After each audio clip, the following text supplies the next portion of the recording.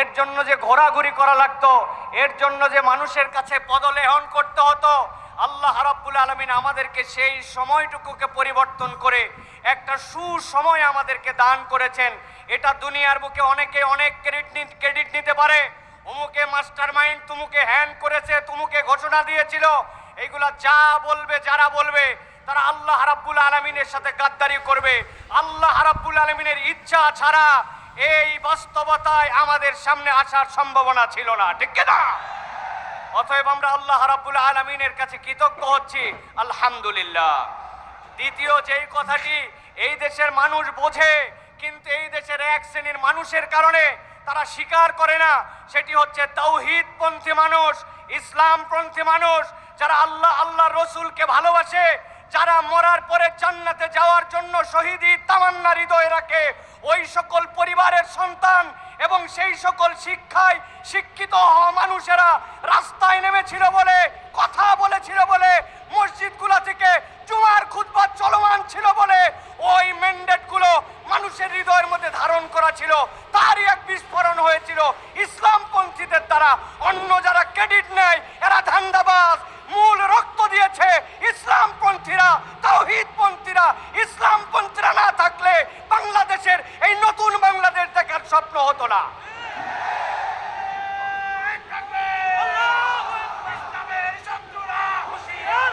আমি সংক্ষিপ্ত সময় আমি আপনাদের কাছে গরম কোনো কথা বলতে চাই না, শুধু বাস্তবতার আলোকে আপনাদের কাছে বলতে চাই, আজকে আমাকে একটা নির্ধারিত পয়েন্টের উপরে সংক্ষিপ্ত সময় কিছু কথা বলার জন্য আমাকে নির্দেশনা দেওয়া হয়েছে।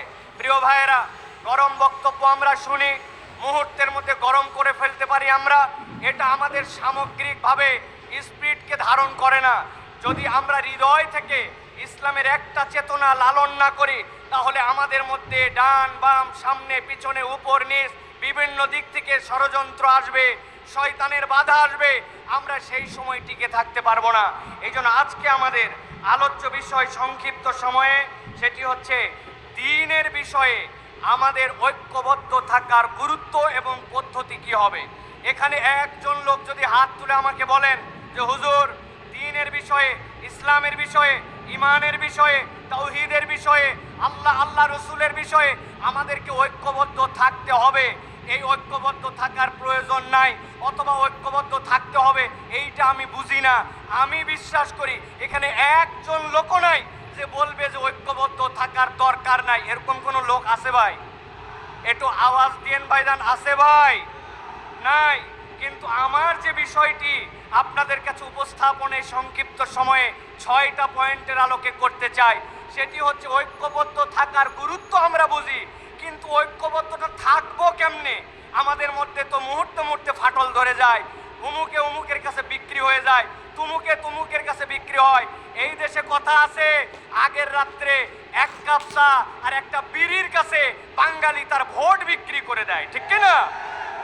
এই জন্য আমরা বলতে চাই প্রিয় ভাইয়েরা, দ্বীনপন্থী মানুষেরা, ইসলামপন্থী মানুষেরা যদি এইটা অনুভব করে কেমনে আমরা ঐক্যবদ্ধ থাকব, তাহলে আমাদের জন্য এই কার্যকারণগুলা খুঁজে খুঁজে যদি গ্যাপ আসে, সেইটার বাহিরে আমাদের নিজেদের পথ চলাকে আমরা তখন মসৃণ করে নিতে পারবো। ছোট্ট একটা উদাহরণ দিয়ে আপনাদের কাছে কথায় ঢুকি। আপনি যদি জানেন এই রাস্তাটিতে আপনি রওনা হয়েছেন, সামনে রাস্তার কনস্ট্রাকশনের কাজ চলতেছে, ওই জায়গায় একটা গর্ত আছে, কিছু দূর যাওয়ার পরে রাস্তার মুখটা চিকন হয়ে গেছে, আপনার টাইমটা বেশি লাগবে। আপনার কাছে যদি এই তথ্যগুলি জানা থাকে, তাহলে আপনি রাস্তা নির্বাচনের সময় আপনি বুঝে সুঝে হাঁটবেন। এখন শয়তান আমার জন্য কোন কোন ঘাঁটিতে ফাঁদ পেতে রেখেছে, আমি আল্লাহকে পছন্দ করি, রসুলকে পছন্দ করি, ইসলামকে পছন্দ করি, কিন্তু আমি ফাঁদ চিনি না। এখন আমাদের অবস্থা হয়ে গেছে, আমরা সকলেই একটা ঝুলের মধ্যে চলতেছি, কিন্তু ডেপথলি আমাদের এই বিষয়গুলো আমরা অনুভব করছি না। আমি এই জন্য খুব সংক্ষিপ্ত সময়ে আপনাদের কাছে 6টা পয়েন্ট বলবো, সর্বোচ্চ হয়তো 3, 6, 18 মিনিট লাগতে পারে, আমার সময়ের মধ্যে আমি ইনশাল্লাহ শেষ করে দিব। 1 নম্বর প্রিয় ভাইরা যে বিষয়টি, সেটি হচ্ছে আল্লাহ রাব্বুল আলামিন সূরা আলে ইমরানের 103 নম্বর আয়াত যেটা আমি তেলাওয়াত করেছি সেখানে ঐক্যবদ্ধ থাকার গুরুত্বের কথা বলেছেন। এটা আমরা সকলেই কম বেশি জানি। ওয়াতাসিমু বিহাবলিল্লাহি জামিআন ওয়ালা তাফাররাকু, এটা আল্লাহর কথা। কিন্তু এর পরের আয়াতে কারিমার সাথে আল্লাহ রাব্বুল আমিন চারটা দিকের কথা মুসলমানদের জন্য উল্লেখ করেছেন। আল্লাহ রাব্বুল আমিন বলেছেন, শোনো, আমি আল্লাহ রাব্বুল আমিন তোমাদেরকে বললাম তোমরা একতাবদ্ধ হয়ে থাকো, কখনো তোমরা বিভক্ত হয়ো না, তোমরা আল্লাহর রজ্জুকে ধরে রাখো। তবে জেনে রাখো, ওয়াজকুরু নি'মাতাল্লাহি আলাইকুম, তোমার এই একতা থাকবে না যদি তুমি আল্লাহ রাব্বুল আলামিনের নিয়ামতের কৃতজ্ঞতা আদায় না করো। আমরা বিগত 1 বছরের বাংলাদেশে আমরা দেখতে পাই, যখনই বিপদে পড়ে, যখনই ইন্টারিমের নানান ধরনের ঝামেলায় পড়ে, তখনই একদল ইসলামপন্থীদেরকে কাছে নেওয়ার জন্য তখন একতার ঘোষণা দেয়। আবার বিপদ কেটে গেলে ইসলামপন্থী আর হুজুরদেরকে পছন্দ হয় না। এটা আপনারা দেখেছেন না? এটার কারণ কি? এটার কারণ হচ্ছে আল্লাহ রাব্বুল আলামিনের নিয়ামতের শুকরিয়া নাই। যেই বান্দারা আল্লাহ রাব্বুল আলামিনের নিয়ামতের কৃতজ্ঞ হবে না, ওই বান্দাদের মুখ দিয়ে ফেক একতার কথা আসবে, মূল একতা তাদের মধ্যে থেকে আসবে না। আল্লাহ রাব্বুল আলামিন এরপরে বলেছেন, ইজ কুনতুম আদান ফাআল্লাফা বাইনা কুলুবিকুম ফাসবাহতুম বিনি'মাতিহি ইখওয়ানা। আমার সাথে আপনার অন্তরের জোর, আমার সাথে আপনার অন্তরের ভালোবাসা, এইটা মানুষের হাতে অন্তরের নিয়ন্ত্রণ নাই, অন্তরের নিয়ন্ত্রণ করতে আল্লাহ। বান্দা যদি ইন্টেনশন রাখে যে আমি এক এবং নেক হয়ে চলবো, তাহলে অন্তরকে জুড়াই দিতে পারেন আল্লাহ। অতএব আল্লাহ রাব্বুল আলামিনের কাছে নিজেকে ন্যস্ত না করলে, নিজের নিয়তকে পরিষ্কার না করলে, নিজের ডেস্টিনেশন কোন জায়গায় এটা যদি ক্লিয়ার না থাকে, তাহলে দুনিয়ার পদ পদবি, লোভ, স্বার্থ এইগুলোর জন্য সাময়িক ঐক্য হতে পারে, কিন্তু মৌলিক ঐক্য কখনো হবে না। এই জন্য আপনার নিয়তকে সবার আগে বিশুদ্ধ করতে হবে। আমরা খোলাফায়ে রাশিদিনের সেই খেলাফতকে এই দেশের মধ্যে দেখতে চাই।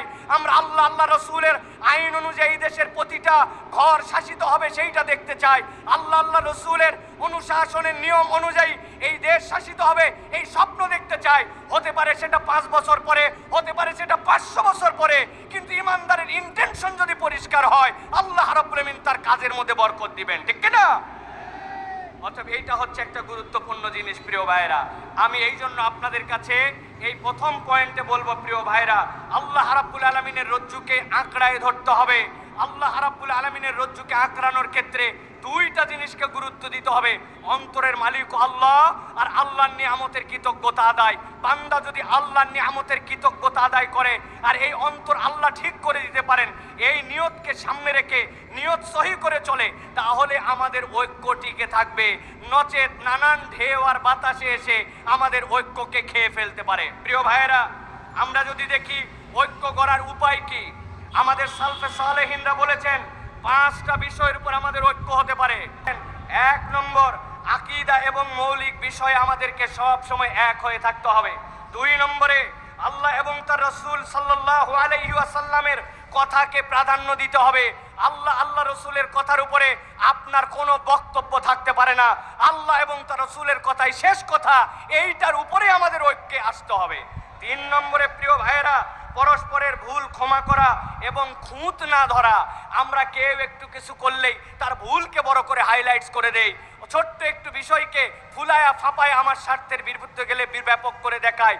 ভুলকে বড় করে দেখানো যাবে না, এটা শয়তানের ধোঁকা। 4 নম্বর যেটা বলবো, উম্মার বৃহত্তর স্বার্থকে আপনার সব সময় প্রাধান্য দিতে হবে। উম্মার স্বার্থ যদি আপনি না দেখেন, তাহলে কখনো এই ঐক্য ভিত্তি প্রস্তর তার মজবুত হবে না। সর্বশেষ, শয়তানের ফাঁদ আছে 3টা, হিংসা, অহংকার আর গীবত। হুজুরদেরকে নামাজ থেকে দূরে রাখতে পারে না, হুজুরদেরকে দিয়ে মিথ্যা কথা বলাতে পারে না, হুজুরদেরকে দিয়ে চুরি করাতে পারে না, হুজুরদেরকে দিয়ে বিভিন্ন ধরনের অন্যায় অপকর্ম করাতে পারে না, কিন্তু ইসলামপন্থীদেরকে দিয়ে শয়তান 3টা কাজ সুন্দর করে করায়। একটা হিংসা করাবে, আরেকটা অহংকার করাবে, আরেকটা গীবত করাবে। আপনার কাজ দেখে আপনার মনে হবে না আমি যা কাজ করতেছি অন্যরা কিছুই করতেছে না, আপনার নিজের মধ্যে একটা লেভেলে উঠাবে। শয়তান যেইটা ঢুকছে এইভাবে আমাদের ঐক্যকে বিনষ্ট করে দেয়। অতএব এই ফাঁদগুলা থেকে আমাদের বেঁচে থাকতে হবে। 1 নম্বর পয়েন্ট সংক্ষিপ্তভাবে এইটুকু প্রিয় ভাইরা। এবার চলেন 2 নম্বরে, আমাদের ঐক্যের ভিত্তি এবং আমরা ঐক্যকে কিভাবে ধারণ করে রাখতে পারি। 2 নম্বর হচ্ছে, নবী সাল্লাল্লাহু আলাইহি ওয়াসাল্লাম একটা ঐক্যের নমুনায় সমাজ গড়েছিলেন, সেটা ছিল মদিনার সমাজ। আমরা যদি খুব গভীরভাবে লক্ষ্য করি, তাহলে তাহলে দেখব রাসূলুল্লাহ সাল্লাল্লাহু আলাইহি সাল্লাম মুহাজির এবং আনসারদের মধ্যে একটা চমৎকার সমন্বয় ঘটিয়েছিলেন। কেমন সমন্বয় ঘটিয়েছিলেন? যে মুহাজিররা যখন এসেছিলেন, আনসাররা নিজেদের বাড়ির অর্ধেকটুকু দিয়ে দিয়েছেন, বলেছেন ও আমার ভাই, আমার স্ত্রী দুইজন আছে, একজনকে আমি তালাক দিয়া আপনার সাথে বিয়ে করায় দিব, আমার সম্পদ অর্ধেকটুকু আপনাকে দিয়ে দিব। এই ঘটনা কি আমরা জানি ভাই? কথা বলেন, জানি কি আমরা ভাই? আওস এবং খাজরাজ নামে দুটা শত্রুতা ভাবাপন্ন হাজার বছর ধরে সংগঠন ছিল, যারা একজন আরেকজনের রক্তকে হালাল মনে করত। নবীজি সাল্লাল্লাহু আলাইহি ওয়াসাল্লাম আসার পরে এই দুইজনের মধ্যে বন্ধুত্ব ঘটায় দিয়েছিলেন। আপনারা কি এই ঘটনা জানেন ভাই? কিন্তু কোনোদিনকে ভেবে দেখেছেন যে এই যে বড় বড় ঘটনাটা ঘটলো, এই ঐক্যটার ভিত্তি কি ছিল? কিসের ভিত্তিতে ঐক্যটা রাসূলুল্লাহ সাল্লাল্লাহু আলাইহি ওয়াসাল্লাম করিয়েছিলেন? রাসূলুল্লাহ সাল্লাল্লাহু আলাইহি ওয়াসাল্লামের সিরা এবং হাদিসের বিশ্লেষণে বোঝা যায় তিনটা বিষয়কে সামনে রেখে রাসূল সাল্লাল্লাহু আলাইহি ওয়াসাল্লাম এই কঠিন বাস্তবতার মধ্যেও একটা ঐক্যের সমাজ প্রতিষ্ঠিত করেছিলেন। এক নম্বর, আল্লাহর প্রতি ঈমান। আল্লাহর প্রতি যদি বিশুদ্ধ ঈমান না থাকে, ওই ঐক্য আপনি যতই ঐক্যের কথা বলেন, ওই ঐক্যের গোড়ার মধ্যে গন্ডগোল থাকবে, ওই ঐক্য কখনো কার্যকর ঐক্য হবে না। দুই নম্বরে যেটা প্রিয় ভাইরা, সহানুভূতিশীল অন্তর। আজকের ইমানদার আমরা যারা সহানুভূতিশীল অন্তর না, রূঢ় যত, গরম যত, যে যত কাঠখোট্টা আমরা মনে করছি তত বোধহয় ইমানদারদের পারফরমেন্স। অথচ জেনে রাখেন রাসূলুল্লাহ সাল্লাল্লাহু আলাইহি ওয়াসাল্লামের ব্যাপারে কোরআন মজিদের কোথাও বলা নাই নবীজি সাল্লাল্লাহু আলাইহি ওয়াসাল্লাম অনেক সুন্দর একজন নামাজ আদায়কারী ছিলেন, অথচ নবীর থেকে সুন্দর সালাত কেউ আদায় করতে পারবে না। নবীজির ব্যাপারে পুরা কোরআনে কোথাও বলা নাই নবীজি খুব সুন্দর যাকাত আদায়কারী ছিলেন, অথচ নবীর থেকে বেশি দান সাদাকাকারী কেউ ছিল না। নবীজি সাল্লাল্লাহু আলাইহি ওয়াসাল্লাম বলেছেন খুযু আন্নী মানাসিকাকুম, আমার থেকে হজ শিখো, অথচ কোরআনে কোথাও প্রশংসা করা হয় নাই আল্লাহ নবী খুব ভালো হজ করেছেন, অথচ রাসূলুল্লাহ সাল্লাল্লাহু আলাইহি ওয়াসাল্লামের সুন্দর হজ কিয়ামত পর্যন্ত আর কেউ করতে পারবে না। কিন্তু নবীজির একটা বিষয় নিয়ে কোরআনে প্রশংসা করা হয়েছে, ইন্নাকা লাআলা খুলুকিন আযীম, আমার নবী ছিলেন মহান চরিত্রের উপর অধিষ্ঠিত।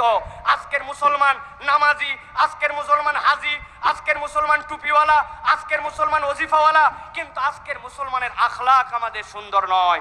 অতএব নবীজির ওই ঐক্যের ভিত্তি ছিল সহানুভূতিশীল একটা অন্তর। প্রত্যেককে আমাদের সহানুভূতিশীল অন্তরের মালিক হতে হবে। তিন নম্বরে প্রিয় ভাইরা, দিনকে প্রাধান্য দিতে হবে। যেখানে দিন নাই সেই জায়গায় কোনো ঐক্য হতে পারে না প্রিয় ভাইরা। দুনিয়া একদিক হয়ে যেতে পারে, ইমানদাররা কখনো সমকামিতাকে প্রমোট করতে পারে না, এলজিবিটিকিউকে সমর্থন করতে পারে না। আপনি কিয়ামত ঘটায় দিতে পারেন, ইসলাম এটাকে হারাম বলেছে, আপনি এটা করতে পারবেন না। যেই সকল কমিশন আজকে বাংলাদেশে এসে ধোঁকাবাজির কমিশন দিচ্ছে, তারা গাজার মুসলমানদেরকে রক্ষা করতে পারে নাই, তারা মুসলমানদেরকে সেই জায়গায় ক্ষুধার জ্বালায় হত্যা করছে, সেই জায়গায় তাদের কোনো মাথা ব্যথা নাই। আর এই দেশের মানুষ যারা শান্তিপ্রিয় মানুষ, যারা এই দেশের মানুষ নীরব নিজের ধর্ম পালন করে, এই জায়গার মানুষ তাদের যারা ভাই ব্রাদার অন্য ধর্মাবলম্বী আছে তাদেরকে সুন্দর করে আগলায় রাখে, তাদের মন্দিরকে প্রয়োজনে পাহারা দেয় যাতে কোনো দুষ্কৃতিকারী অন্যায় করতে পারে না। এই জায়গায় মানবাধিকার কমিশন ফলাতে আসছে, তারা দুনিয়ায় মানবাধিকার দেখতে পায় না। এই বিষয় ইমানের প্রশ্ন, এটাতে ইমানদার কখনো এক হতে পারে না, ঠিক না প্রিয় ভাইরা? অতএব বলবো দুই নম্বর বিষয় এটা যে আমাদেরকে মনে রাখতে হবে নবীজি সাল্লাল্লাহু আলাইহি ওয়াসাল্লামের আদর্শ হবে আমাদের ঐক্যের ভিত্তি। মনে থাকবে এটা, দুনিয়ার কোনো আদর্শ আমাদের ঐক্যবদ্ধের ভিত্তি হতে পারে না। এই ভিত্তিতে ঐক্য হলে এই ঐক্য আল্লাহ রাব্বুল আলামিন ফাআল্লাফা বাইনা কুলুবিকুম, আল্লাহ অন্তরের মধ্যে জুড়াই দিবেন, শয়তান আর ওখানে ঢুকতে পারবে না ইনশাআল্লাহ। এটা হলো দুই নম্বর প্রিয় ভাইরা। নবী করিম সাল্লাল্লাহু আলাইহি ওয়াসাল্লামের একটা হাদিস বলি, আপনারা জানেন, বুখারীর হাদিস। আল্লাহ নবী বলছেন আল মুমিনু লিল মুমিনি কাল বুনিয়ান ইয়াশুদ্দু বা'দাহু বা'দা, একটা বিল্ডিং যেরকম ইটের পরে ইট গেথে তারপরে সেটা একটা স্ট্রাকচারে দাঁড়ায়, একটা মুমিন আরেকটা মুমিন হচ্ছে এরকম বুনিয়ান। কোনো একটা মুমিনকে বাদ দিয়ে আপনি মনে করবেন যে আমি একা একা জান্নাতে চলে যাব, এইটা মুমিনের চরিত্র হতে পারে না। অতএব প্রত্যেকটা মুমিনের সাথে সহানুভূতিশীল হৃদয় নিয়ে তার প্রতি আমার ভালোবাসা রাখতে হবে। এইটা হবে আমার ঐক্য টিকিয়ে রাখার অন্যতম একটা দর্শন। তিন নম্বরে প্রিয় ভাইয়েরা, সমাজে যদি ঐক্য না থাকে তাহলে আমাদের কি হতে পারে একটু ভালো করে খেয়াল করেন প্রিয় ভাইয়েরা। আল্লাহ রাসূল সাল্লাল্লাহু আলাইহি ওয়াসাল্লাম ঐক্য প্রতিষ্ঠা করলেন, এরপরে সমাজ একটা সুন্দর সমাজের দিকে গেল। আল্লাহ রাব্বুল আলামিন কুরআনুল কারীমের সূরা আনফালের 46 নম্বর আয়াত, এই আয়াতের মধ্যে আল্লাহ রাব্বুল আলামিন দুনিয়ার মানুষকে বলছেন, শোনো, যদি তোমরা ঐক্যের মধ্যে ফাটল ধরাও, ইমানদারদের মধ্যে যদি ফাটল ধরাও, তাহলে তোমাদের সমাজের মধ্যে তিনটা মহামারী, তিনটা সমস্যা তোমাদের মধ্যে আসবে। সূরা আনফাল 46 নম্বর আয়াত, আল্লাহ বলছেন ওয়ালা তানাজারু ফাতাফশালু ওয়া তাযহাবা রিহুকুম। আল্লাহ রাব্বুল আলামিন বলছেন কোরআনুল কারীমের মধ্যে, যদি কোনো বান্দারা নিজেদের মধ্যে বিভেদ ঘটায়, এই বিবাদে জড়ায় পড়ে, তাহলে তিনটা সমস্যা তাদের মধ্যে হবে। এক নম্বরে কি হবে? তারা ব্যর্থ হয়ে যাবে। দুই নম্বরে কি হবে? শক্তি তাদের চলে যাবে। তিন নম্বরে কি হবে? ওই সমাজের মধ্যে রহমত থাকবে না। নবীজি সাল্লাল্লাহু আলাইহি সাল্লাম হাদিসের মধ্যে বলেছেন, ইয়াদুল্লাহি মাআল জামাআহ, তোমরা যতক্ষণ পর্যন্ত এক হয়ে থাকবা, তুমি দেখতে পাও তোমার একতার শক্তি, তোমার চোখে ওটা পরিষ্কার হবে না, তোমার চোখে পরিষ্কার হবে না। কেননা আল্লাহ রাব্বুল আলামিন এই জামাতের উপরে আল্লাহর হাতকে রেখেছেন। প্রিয় ভাইয়েরা, লিবিয়ায় বিখ্যাত যুদ্ধ হচ্ছিল ফ্রান্সের সাথে। ওই ফ্রান্সের যুদ্ধে লিবিয়ায় মুজাহিদদের সাথে পারছিল না তারা। এক পর্যায়ে ফ্রান্স সিদ্ধান্ত নিল, সম্মুখ সমরে মুজাহিদিনদের সাথে পারা যায় না। তারা তখন উপর থেকে হেলিকপ্টার গানশিপ দিয়ে হত্যা করার সিদ্ধান্ত নিল। মুজাহিদদের আমিরের কাছে মুজাহিদরা যে বলল, আমিরুল মুজাহিদিন, সামনের গেরিলা যুদ্ধে তারা আমাদের সাথে পারে নাই, কিন্তু এখন তো আমাদের আর কিচ্ছু করার নাই। আমাদের অস্ত্রের রেঞ্জ যে পর্যন্ত, তার উপর দিয়ে তারা হেলিকপ্টার দিয়ে আমাদেরকে হত্যা করবে। আমিরুল মুজাহিদিন তাদেরকে জিজ্ঞাসা করেছিলেন তারা কিভাবে হত্যা করবে? বলবে উপর থেকে তারা গুলি করবে। বলছে কত উপর থেকে? বলে অনেক উপর থেকে। বলে আরে কত উপর থেকে? বলে আমাদের গুলির রেঞ্জ যেখানে নাই সেখান থেকে। আমিরুল মুজাহিদিন তাদেরকে বলেছিলেন, ও মুজাহিদেরা, ভালো করে বুঝে থাকলে বলো, তারা যত উপর থেকে গুলি করবে, এই গুলিটা কি আরশে আজিমের উপরে নাকি আরশে আজিমের নিচে? মুজাহিদরা বলছে, আল্লাহ সুবহানাল্লাহ, কি বলেন আপনি? আল্লাহর আরশের উপরে সে কেমনে যাবে? তখন আমিরুল মুজাহিদিন তাদেরকে বলেছিলেন, তোমরা এক এবং নেক হয়ে থাকো, সেই আরশে আজিমের রবের উপরে কেউ উঠতে পারে না। তার বান্দারা যখন জমিনে থাকে, ইয়াদুল্লাহি মাআল জামা, আল্লাহর হাত তাদের সাথে থাকে। এক থাকলে মুসলমানদেরকে কিয়ামত পর্যন্ত কেউ পরাজিত করতে পারবে না। কেন? আমাদের আরশে আজিমের রব হচ্ছেন আল্লাহ। প্রিয় ভাইয়েরা, প্রিয় ভাইয়েরা, এই জন্য আমি বলবো, সংখ্যায় আমরা কম হতে পারি, লোকজন আমাদেরকে বলতে পারে কোথায় তোমাদের লোক? আমাদের লোক বেশি দরকার নাই। ইমানদাররা কখনো অস্ত্রের বলে জিতে নাই। ইমানদারদের সাথে একটা বল ছিল, সেটা হচ্ছে ইমানি বল। যতক্ষণ পর্যন্ত আমরা এই ঐক্যবদ্ধতার স্বপ্ন নিয়ে সীমিত স্বার্থকে ত্যাগ করে এক থাকবো, এই ইমানের বল দিয়েই মুসলমানরা বিজয়ী হবে ইনশাআল্লাহ। প্রিয় ভাইয়েরা, এটা হলো 3 নম্বর পয়েন্ট। সংক্ষিপ্তভাবে এবার চতুর্থ যে বিষয়টি আপনাদের কাছে বলবো, প্রিয় ভাইয়েরা, এই উম্মাহ, যেই উম্মার ব্যাপারে আল্লাহ রাব্বুল আলামিন কোরআনুল কারীমের মধ্যে ছোট্ট 2টা শব্দে প্রশংসা করেছেন। কি প্রশংসা? সামি'না।